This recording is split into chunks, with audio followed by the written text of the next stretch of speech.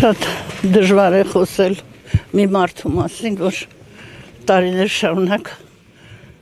համ հետ աշխատել ես, ապրել ես, ափսոս, հազար ափսոս, որովհետև նման մարդիկ շատ քիչ են, քչանում են,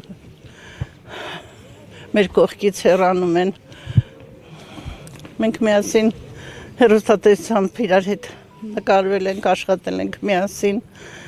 այնպես որ դժվար է ինձ համար խոսել մի մարդու մասին, որ եւ պայծառ ինքը, կենսախին, ժպիտը դեմքին, գեղեցիկ, ու ափսոս, ասում են, Աստված լավերին ա տանում, երևի ճիշտ են ասում, չգիտեմ, վերջերս զանգահարեցի, աչքը նշանվել էր, ասի շնորհավոր եմ, ասի Զարջան չեմ ուզում դու շատ խոսես, շնորհավորում եմ, արդեն չէր կարողանում խոսել կարգին, մի երկու բառ ասեց,